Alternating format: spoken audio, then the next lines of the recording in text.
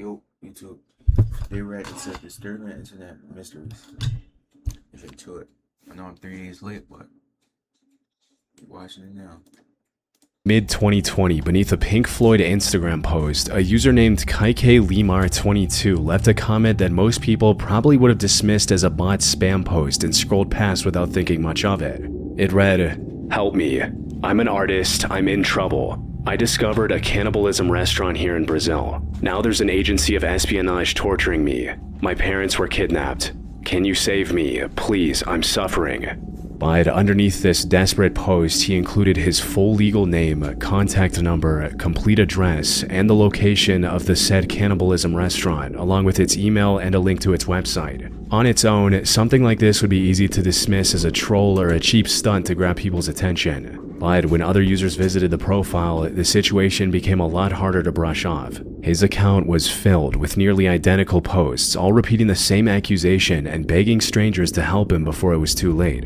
And in some of them, he even uploaded legal documents belonging to himself and his parents as a desperate attempt to prove that the people in the story were real. From there, the trail spread beyond Instagram. His Facebook account and X profile were filled with the same desperate pleas going back as far as 2018. And according to people who had been following his situation, he had also been directly messaging strangers with the same request for help for almost 2 years.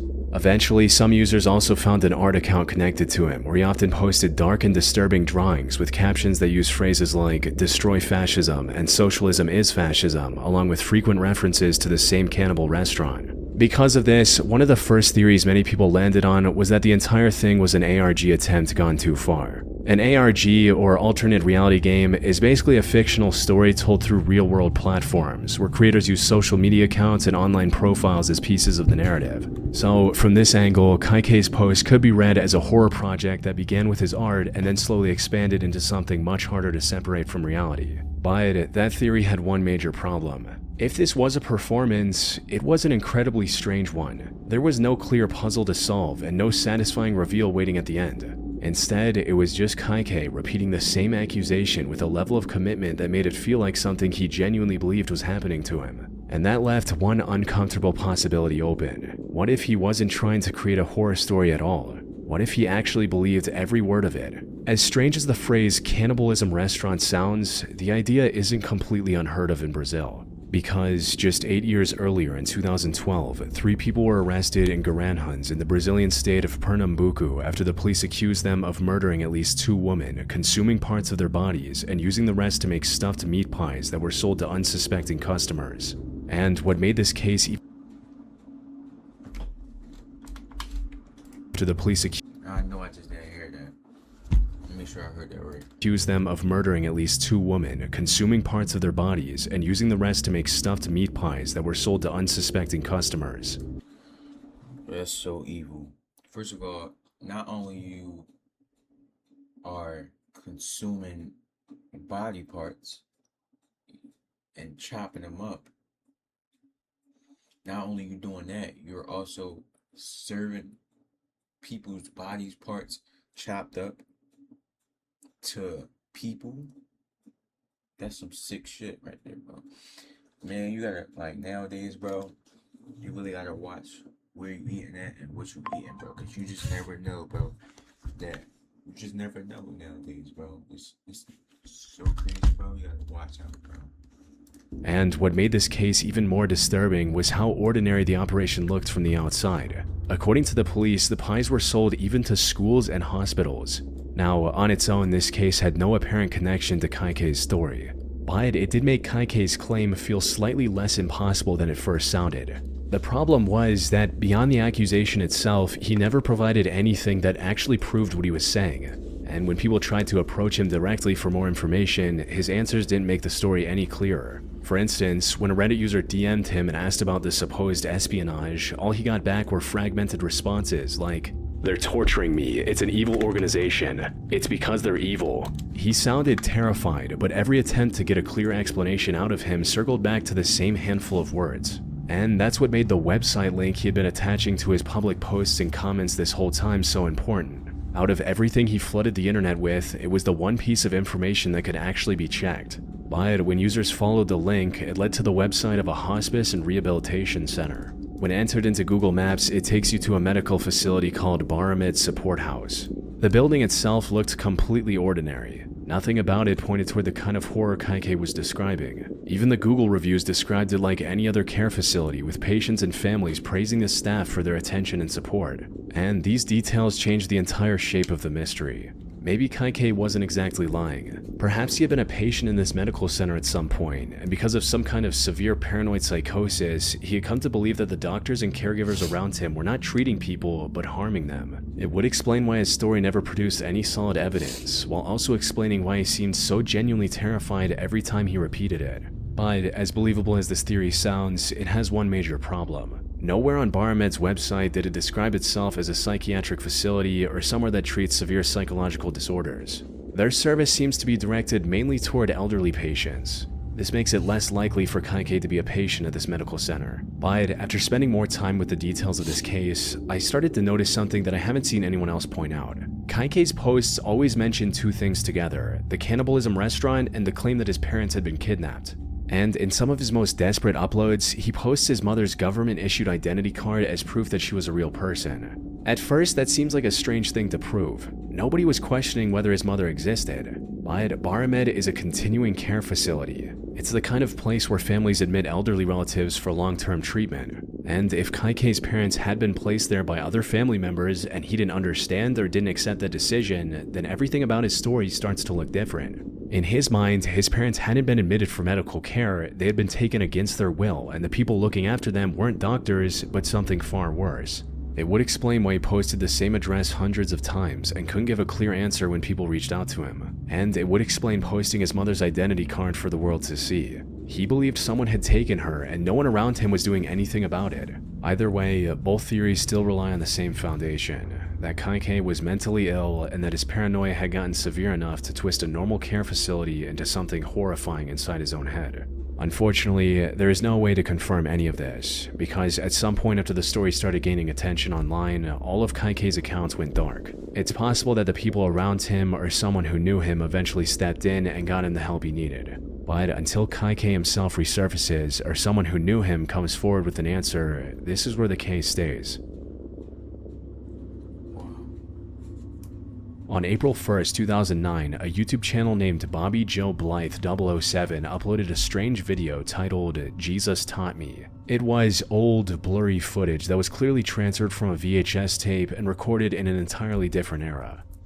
Just taken on 13 December 1984, about 7 p.m. At first, it didn't get much attention and sat on the channel with almost no views for weeks. But when it finally caught the attention of viewers on martial arts forums, it quickly became one of the most disturbing pieces of footage to ever surface on the internet. The video opened inside a small karate dojo in Dumfries, Virginia, where a thin, soft-spoken man had apparently walked in off the street and told the people inside that he'd been— Bro, like these like cameras like from the 90s and the 80s, bro. It'd be so creepy, bro. trained in martial arts by Jesus Christ himself. This guy, I tell me it's gonna look like creepy right here. like I say, he's a priest. He's a 10th degree red belt. And who'd you say promoted you to 10th degree red belt? Jesus did. Okay. Now, a claim like that obviously suggested the man may not have been in a normal state of mind, but he never came across as aggressive. In fact, he was even clear that he didn't want to hurt anyone and that he only intended to demonstrate what he had learned. I won't brag or anything of that nature, but I can demonstrate. Okay, demonstrate on him. Well, I won't demonstrate on him. I will demonstrate around him. The other two men in the frame were the owner of the dojo and one of his students. Both were Marines. And once the man finished explaining himself, the owner told the student to face him. Despite the man repeatedly making it clear that he only wanted to demonstrate, the interaction turned violent almost immediately. And even as he tried to back away, the student continued attacking him while the owner watched and let it happen. Don't do that anymore.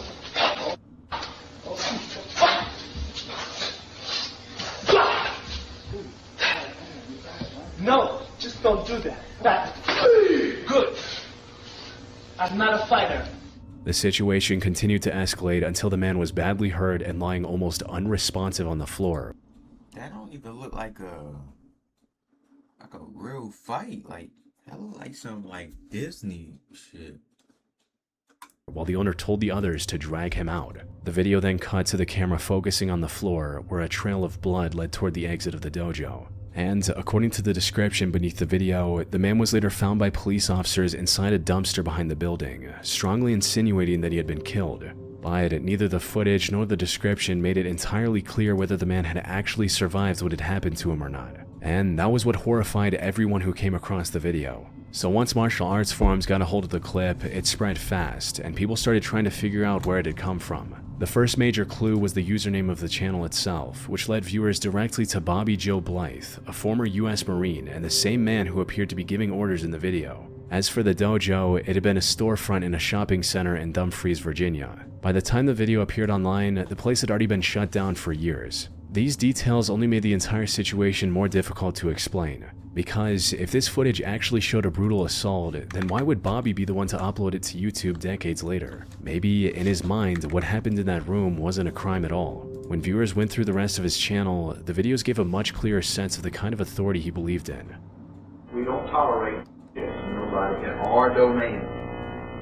We, black belts, this is our place. We can do what we want anytime we feel like it. And feel free as anybody could be in the... First of all, the fact there's barely any people in this dojo right here, whatever this is even more like sketchy. world, in this place. It's sus. And in your place, this is yours, this is your dojo. No one treads on your territory. We can do anything we want. Just do it. We're liberal. If they come through that door, it's open season.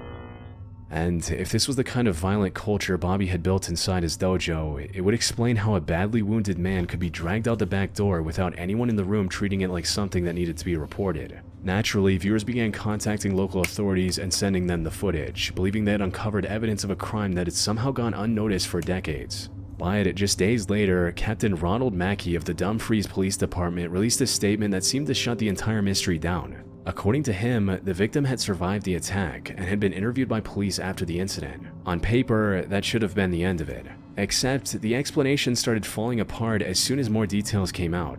Another official who was a retired police detective named Chuck Feldbush also claimed the man survived, but his account made the investigation sound far less thorough than the department's statement implied. Officer Chuck said he personally knew both Bobby and the victim, describing the man as a homeless guy who lived in the woods near the dojo. In his own words, "You could tell he had been beaten severely, but he wasn't very cooperative and didn't want to pursue charges." But if that was the entire basis for closing the matter, it also meant that the police never really conducted a proper inquiry into what happened inside that dojo. More importantly, it made the official claim that the victim survived almost impossible to verify. Because even if the attack didn't kill him immediately, it's still possible that a severely beaten, mentally unstable homeless man could have easily died days later from untreated injuries without anyone noticing. And since none of the officers involved could even remember his name, there is no way to trace where he went after that. Searching for hospital records and missing person reports from the area doesn't bring up any matches. And with no more leads to follow, people online started looking deeper into Bobby's background instead. According to several sources, Bobby's dojo may have attracted more than ordinary martial arts students. His background as a former Marine reportedly brought in bodyguards, other Marines, and possibly even local police officers.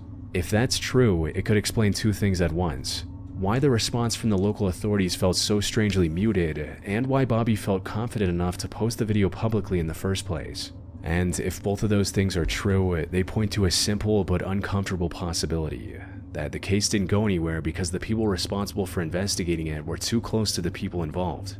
But that is where the facts end and speculation begins. There is no direct evidence proving that local officials deliberately buried this, and nothing about the case directly indicates that Bobby was protected. That said, without the victim ever being clearly identified, it's impossible to prove or disprove any of these theories. Which is also why, despite thousands of people online trying to dig through the footage from every possible angle, there has been no meaningful development to the case over the 2 decades since the footage first surfaced, leaving the entire mystery trapped between two possibilities: Either the unnamed victim survived one of the most brutal assaults ever posted to YouTube, then vanished back into a life where no one could find him, or the video really did capture the final moments of an unidentified man while the people who could have helped him decided to look the other way. That one was confusing. I don't know what was going on. On June 16, 2016, a security guard in Utah picked up something on an old AM radio that would go on to be one of the creepiest pieces of audio in recent internet history. The guard's name was Cody Erickson, and at the time he had been working a swing shift at a bank management building somewhere in Utah. Inside the security office was an old AM/FM radio that belonged to his supervisor. And since Cody had already finished his tasks for the night and was just waiting for the next guard to come in, he started turning through the AM stations to pass the time. Most of what came through was exactly what you'd expect from an old radio late at night. But then, somewhere between a sports station on one side and an old music station on the other, Cody heard a woman crying.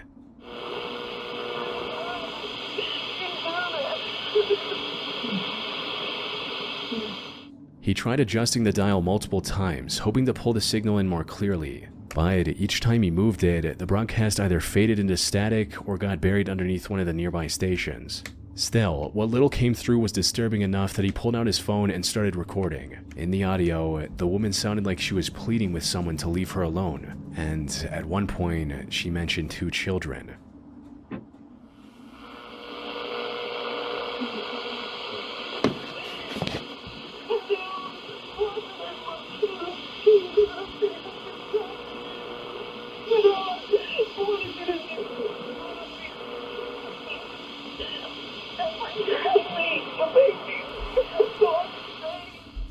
The signal continued wavering in and out throughout the recording, with her voice rising and disappearing beneath the noise.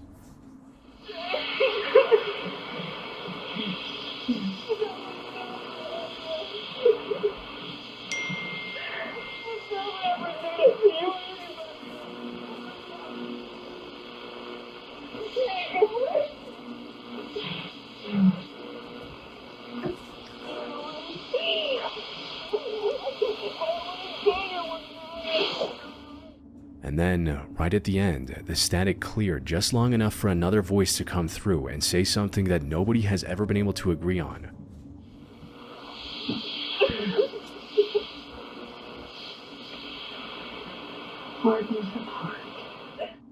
To most people who heard it, the words sounded like, "Rip her apart."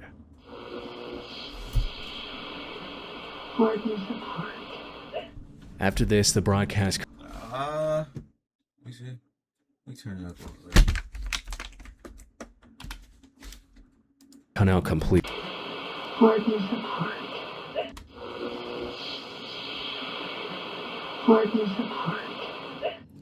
It sound like more like break us apart.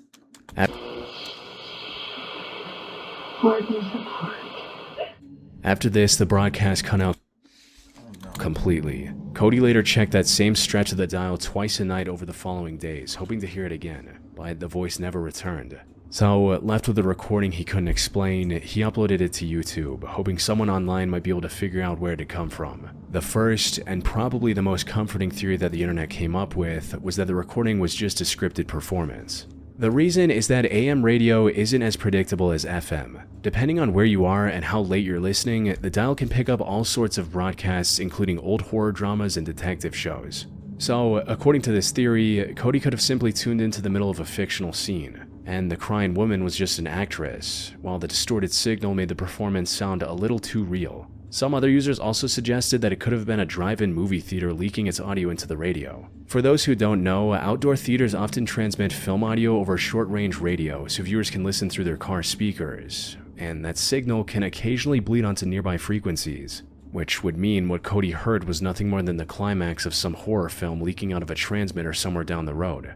But while both of those explanations make sense on the surface, they run into 2 problems. First, over the years, no one has been able to identify any piece of media, including audiobooks, films, radio shows, and horror dramas that cleanly matches the phrases heard in the broadcast. And second, most modern drive-in theaters tell customers to tune into an FM frequency, not the AM band Cody was listening on. So while a movie or radio drama is probably the easiest explanation to accept, it still doesn't account for why the source has never been identified. But probably the biggest reason people struggle to believe the performance theory was that the crying didn't sound staged.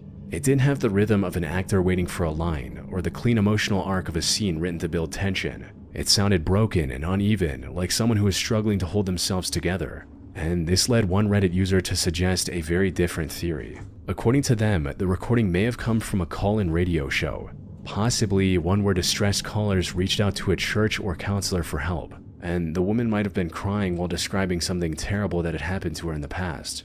This would also explain how the final line might have been misheard. Instead of "rip her apart," the voice might have actually said 4 years apart, which would fit much more naturally into a conversation about grief or family trauma. But without the name of the original program, there's no way to verify this theory either, leaving the mystery exactly where it started. Unfortunately, there's a much more chilling possibility of what the audio could have been. Maybe Cody was listening to something that was never meant to be broadcast. Some users pointed out that the audio could have been a leaked signal from a baby monitor nearby. Older baby monitors and You know I like Chillin' Scares because he don't reach. You know how when people the people that be making these type of videos, they try to reach they said something that it really didn't sound like they said to try to fit in the story that they telling. Chillin' Scares don't do that. It's like he get every angle, so every possibility that it could be, he says it in the video. That's why I like him. wireless security cameras are known to transmit on frequencies that nearby receivers can accidentally pick up. And while that alone doesn't explain every technical detail of Cody's recording, there are real cases where this exact kind of stray signal ended up exposing something deeply disturbing happening inside a private home. For instance, in February 2004, a man in Milwaukee installed a wireless security camera in his home. But while he was flipping between his own cameras, his receiver accidentally picked up a signal from someone else's house. On the screen, he could see 2 young girls standing with their arms raised above their heads while a woman in the room appeared to be hitting them. When the man contacted law enforcement, police confirmed that his receiver was likely picking up a cross signal from another camera. Oh, I seen this. I seen this video. Bro, this is a crazy video, bro. I seen this. Within a radius of about 75 to 150 feet. Similarly, in another case from the Czech Republic in 2007, a father was watching his own baby through a video monitor when the device suddenly picked up a stray signal from another home nearby. It showed a young boy tied up on the bare floor of a room. After the father reported what he saw, police traced the signal to a house in the neighborhood. Yeah, this was crazy, bro. Where the child was found bound with duct tape, severely dehydrated, and being watched over by a video camera. So, with cases like these on record, the idea that Cody's radio caught a stray feed from a monitor or a camera somewhere nearby isn't easy to dismiss.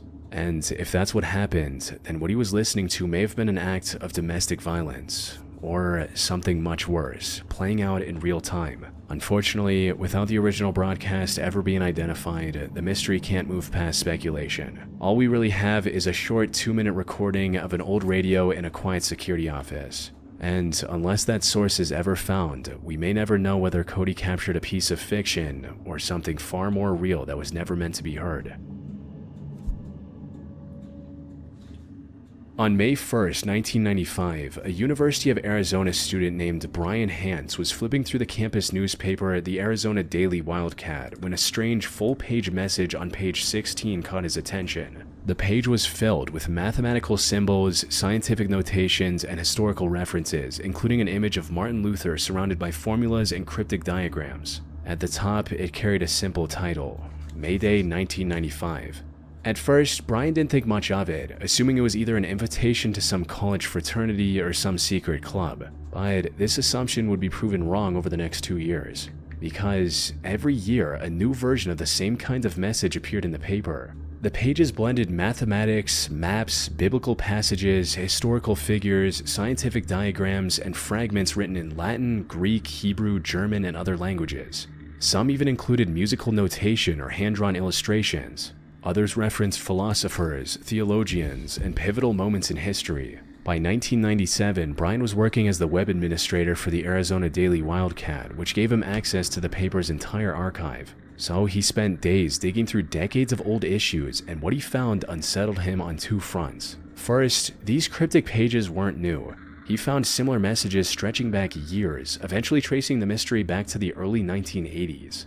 Second, despite appearing in the newspaper for years, no one at the Daily Wildcat seemed to know who was behind them. The ads were simply delivered through a lawyer, leaving the real author completely anonymous. So, to keep track of everything, Brian created MaydayMystery.org and began archiving every page he could find, hoping that if enough people looked at them together, someone might finally crack what they meant. Digging through the website, you'll find that although every issue brought a different looking puzzle, some elements kept repeating. The first and most obvious was the hand-drawn smiley face, which over the years had become something like a signature or logo for the person or people behind the mystery. A small, smirking man with two dots for eyes and a sly grin tucked into the corner of page after page.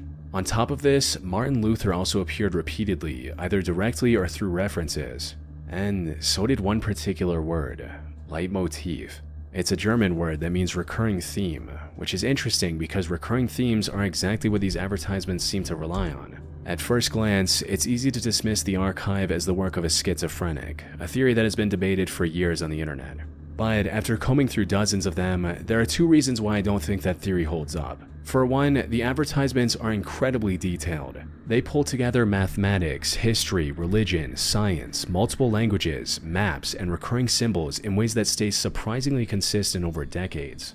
Then there's the money. By 1997 alone, dozens of Mayday advertisements have already been published, and new ones have continued appearing almost every year since the early 1980s, with smaller updates being released in between. A full-page ad in the Wildcat can cost hundreds of dollars each time, which suggests that whoever was behind them had both the financial resources and a long-term commitment to the project. For years, the identity of the people behind these advertisements remained a complete mystery, until Brian finally found the first real lead. It wasn't the anonymous author, but the man who had been submitting the advertisements to the newspaper for years, a Tucson attorney named Robert Truman Hungerford. Brian first learned about Robert after unexpectedly receiving an email from him. Robert confirmed that he acted as the legal representative for the people behind the advertisements. Yet, despite acting as the middleman, he consistently refused to reveal who his clients actually were. And from that point on, Brian's investigation became part of the mystery itself. He began receiving carefully scripted phone calls, cryptic mail, and packages postmarked from Las Vegas and routed through Pakistan, some containing foreign stamps and Middle Eastern coins. After he fell behind on website updates because he was sick, he even received a get well card. None of these messages were openly threatening, but they made one thing clear. Whoever was behind the Mayday mystery knew exactly who Brian was, and they were paying attention to his investigation. And this naturally shifted all the focus towards Robert, because he wasn't a random attorney. He had studied at the University of Arizona, earned a doctorate in theology, became a member of Mensa, the highest IQ society in the world, and reportedly spoke several languages, including Dutch, German, Greek, Hebrew, Latin, Russian, and Spanish. So, when you compare his background to the advertisements with their theological references, historical figures, and multilingual fragments, it becomes easy to understand why people began to suspect he was more than just the lawyer. There's one more detail that makes the connection a lot stronger. If you pull up Robert's old University of Arizona yearbook photo, he appears to have close cropped hair, the eyebrows running almost straight across, and a faint smile, all of which looks exactly like the little smirking man at the bottom of pages. However, he has repeatedly denied being the sole creator. Instead, he claims he was representing an organization known as the Orphanage. In interviews over the years, he described Mayday Mystery as a work of art, while also suggesting there was a real society behind it who dealt with future events. He also insisted that everything needed to understand the mystery is already publicly available on Brian's website, encouraging people to pay particular attention to its theological themes. But if the orphanage is real, no one has been able to prove who they are. Over the years, theories have ranged from a political activist group with roots in the Vietnam War era, to an alternate reality game, to a massive work of conceptual art designed to reward only the most obsessive investigators. Yet, none of these theories explain every piece of the mystery. And it's not because people haven't tried over the decades. One young woman once drove from Phoenix to meet Brian at a cafe in downtown Tucson, carrying a thick binder of research. She believed the Mayday mystery was connected to the Zodiac killer, comparing symbols from the ad with ciphers and envelopes linked to the case. Brian heard her out, but told her he didn't think that was it.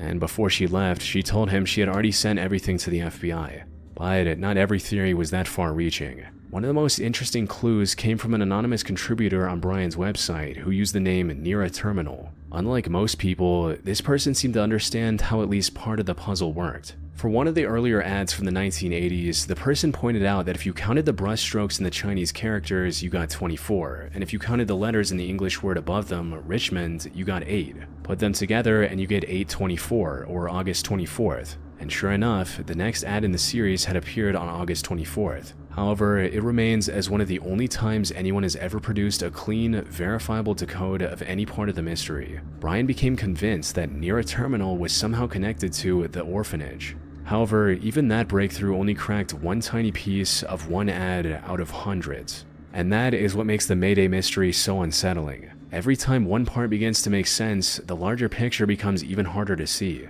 On one occasion, Robert claimed that the mystery went back even further than the newspaper ads. According to him, the first message existed long before 1981, but in a different medium. He refused to say what that medium was, only explaining that the earlier messages were designed so that someone would have to be inside the group to even recognize them. Which means Brian's site may not even contain the complete archive of these puzzles.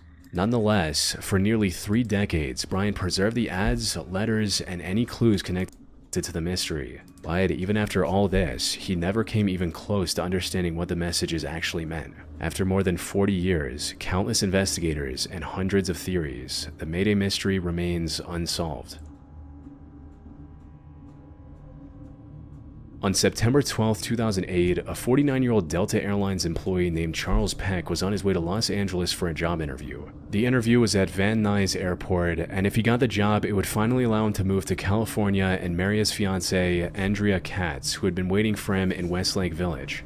But unfortunately, he never managed to reach the station. Instead, he became part of a tragedy whose mystery remains unresolved to this day. At around 4:22 that afternoon, the Metrolink train he was riding collided head-on with a Union Pacific freight train near Chatsworth, California. It was later found that the Metrolink engineer had run the red signal because he was distracted by his phone, texting just seconds before the impact, which led to 25 people losing their lives, and Charles was one of them. While that was tragic on its own, what happened afterwards is the reason Charles Peck's story would continue circulating online years after. And that's why when you driving anything, bro, like, don't never, like, really get on your phone like that, bro. Like, just because all it takes is 1 second of you just, like, looking down at your phone and just, like, boom, just like that, you get in a crash. That's why it's important to just not even be on your phone while you're driving. Like, even if you think you're the best driver, or, like, even if you've been doing it and you never got in a crash before, even so, bro, you just never do it, bro. The disaster. Andrea was driving to pick him up from the because you could lose your life for doing that, and you could make other people lose their life by you doing that. So, Park Station when she heard the news of the crash on the radio. She rushed to the scene, and Charles's family soon joined her, hoping he still might be somewhere inside the wreckage. And then, a few hours after the collision, they got their first sign of hope. Charles's son received a call. It was from his father's phone. Over the course of that night, Charles's phone reportedly called his son, his brother, his sister, his stepmother, and Andrea. In total, his family received around 35 calls from his number. But every single time they answered, there was nothing on the other end. Just silence, or a wash of static before the line went dead seconds later. And because rescuers were still searching through the scene, the calls gave the family hope that Charles was still alive, just trapped somewhere in the wreckage. But roughly an hour after the last call, rescuers finally located Charles's body deep inside the first train. like, there's no way, like, he called 3 to 4 people 35 something times, bro, and none of them didn't answer him. That's honestly crazy, bro. That's why, honestly, bro, it's important to answer your phone, because you just never know, like, what can your family member be in. That's why you always answer the phone, and always keep your phone around you. Like, there were people, I know some people that, like, leaves their phone just anywhere. always supposed to have your phone on you, just in case, like you just never know. After tracing him using the signal from his phone, according to the reports given to his family, he had likely died on impact before any of the calls were ever made. However, one detail didn't add up. Rescuers were never able to find his phone anywhere near his body. Now, for a lot of people online, there was only one. Cause it's just like, imagine if somebody would have picked up, he probably would have been still alive. Way to explain that. They claim Charles was somehow trying to reach his family from the afterlife. But as comforting as that idea may sound, even Charles's fiancée admitted it was something she held on to emotionally, not something she could actually defend. So if we set the afterlife theory aside, we're left with a much harder question. How does a deceased man's phone make 35 calls on its own? The most obvious explanation is a phone malfunction. The incident happened back in 2008 when phones still had physical buttons. So if the device was Oh, so he wasn't even alive. crushed inside the wreckage, it's possible that pressure, moisture, or damaged circuitry caused it to repeatedly dial numbers from Charles's recent calls or saved contacts. And at first, this theory seems to answer two of the hardest questions at once. It explains how the calls came from Charles's number even though he died on impact, and why nobody could hear anything on the other end. The reason the phone calls eventually stopped could simply be because the phone ran out of battery after switching through the phone book all night long. But the moment you look closely, this theory falls apart on one single detail. A damaged phone firing off signals at random isn't selective about who it calls. It would have hit coworkers, voicemail, or wrong numbers. Instead, every single one of those 35 calls went to a close family member, and not one rang a random contact. Yeah. He couldn't have been dead. Which pushes us toward a second, more disturbing theory. Maybe a survivor trapped inside the same wreckage, too injured to speak, found Charles's phone and scrolled through the recent calls, hitting one number after another, hoping someone would trace it back. But this still leaves two major questions unanswered. Yeah, but it's the fact that what are a coincidence of them calling all close family members to him? First, if a conscious person were calling for rescue, why dial the same 5 relatives 35 times and never once call 911? And if someone else was using the phone, why was Charles's body the one found after rescuers traced the signal, and to no phone at all? None of these questions disprove the theory, but they do keep it from being a complete answer. There's also a less charitable version of that same idea.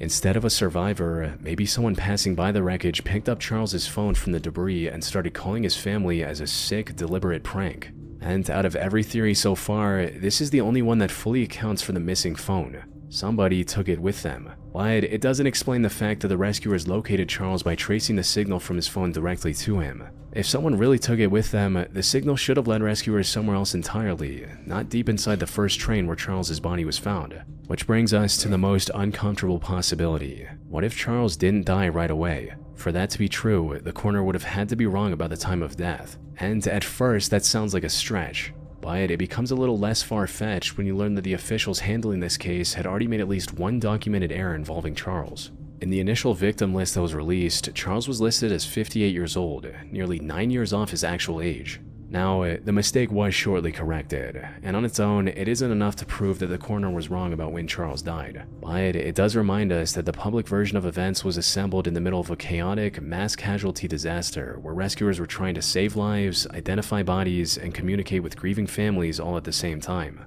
And without Charles's phone ever being recovered, there is no way to know which theory is correct.